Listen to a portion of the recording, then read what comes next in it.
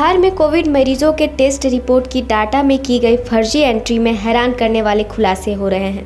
जमुई, शेखपुरा और पटना जिलों के सरकारी अस्पतालों में कोरोना की टेस्ट रिपोर्ट में मरीजों के मोबाइल नंबर की जगह सिर्फ 10 जीरो लिखा गया है।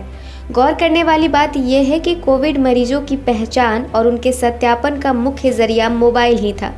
कई स्वास्थ्य केंद्रों पर फर्जी डाटा भरकर राशि का गबन किए जाने का दावा मीडिया रिपोर्ट में किया गया है। सबसे ज़्यादा गड़बड़ी जमुई सदर में सामने आई है। बिना फ़ोन नंबर के ही लोगों का कोविड टेस्ट कैसे किया गया, इस पर सवाल खड़े हो रहे हैं। यहाँ पर मोबाइल नंबर की जगह 02 और 80 लिखकर सिस्टम में धूल झोंकी गई। कई स्वास्थ्य केंद्रों पर तो मोबाइल नंबर की एंट्री ही नहीं की गई। वहीं बिहार में कोरोना जांच की संख्या को बढ़ाने के लिए किए गए कथित फर्जीवाड़े का मामला गुरुवार को राज्यसभा में उठाया गया। आरजेडी के राज्यसभा सांसद मनोज झा ने सदन में इस मामले को उठाते हुए कहा कि केंद्र सरकार से जांच की मांग की है। वहीं उनकी मांग को उचित मानते हुए सभापति वेंकैया नायडू ने भी मामले को गंभीर कहकर केंद्रीय स्वास्थ्य मंत्री हर्षवर्धन से मामले की जांच करवाने का आग्रह किया है।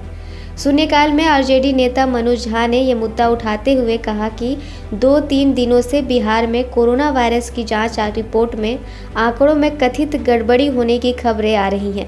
उन्होंने कहा कि ये खबरें चिंताजनक हैं। इनमें दावा किया गया है कि कोरोना वायरस की जांच रिपोर्ट में फर्जी डाटा एंट्री की गई है। इसकी उच्च स्तरीय जाँच की जानी चाहिए, जैसे दस्तावेज पेश करना अनिवार्य बनाया जाना चाहिए। इधर इस मामले में कल नेता प्रतिपक्ष तेजस्वी यादव ने भी सीएम नीतीश पर निशाना साधा था। उन्होंने सीएम नीतीश पर स्वास्थ्य विभाग के सचिव के साथ मिलकर कोरोना जांच की संख्या को फर्जीवाड़ा कर बढ़ाने का आरोप लगाया था। तेजस्वी यादव ने कहा था कि मैंने पहले ही बिहार में कोरोना घोटाले की भविष्यवाणी की थी, जब हमने घोटाले का डेटा सार्वजनिक किया था, जिसे सीएम नकार रहे थे। इस मामले को लेकर कल स्वास्थ्य विभाग ने 7 कर्मियों के निलंबन की जानकारी देते हुए स्वास्थ्य मंत्री मंगल पांडे ने कहा था कि जमुई के सिविल सर्जन समेत 7 पदाधिकारियों पर कार्रवाई की गई है।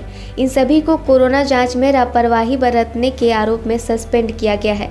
साथ ही पूरे बिहार में कोविड टेस्ट से जुड़ी गड़बड़ियों की जांच के लिए विशेष टीम बनाई गई है, जो अलग अलग जिलों में जाकर जांच कर रही है। उन्होंने कहा था कि जिन्होंने भी गड़बड़ी की होगी उनको छोड़ा नहीं जाएगा, सभी लोगों पर कड़ी कार्रवाई की जाएगी। इधर दिल्ली दौरे से लौटने के बाद जब मुख्यमंत्री नीतीश कुमार से इस मुद्दे पर पूछा गया तो उन्होंने कहा था कि जब मैं दिल्ली से पटना के लिए रवाना हुआ था तब मुझे इस संबंध में जानकारी मिली थी। मैंने तत्काल इस संबंध में विभाग के प्रधान सचिव से जानकारी ली। उन्होंने बताया कि पूरी जाँच कर ली गई है और अभी तक 22 जिलों के डेटा को देख लिया गया है।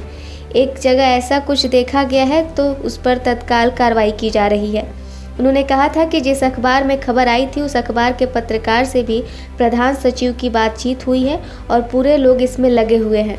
यहां से पूरी रिपोर्ट पार्लियामेंट भेज दी गई है, क्योंकि वहां भी किसी ने इस मामले को उठाया था।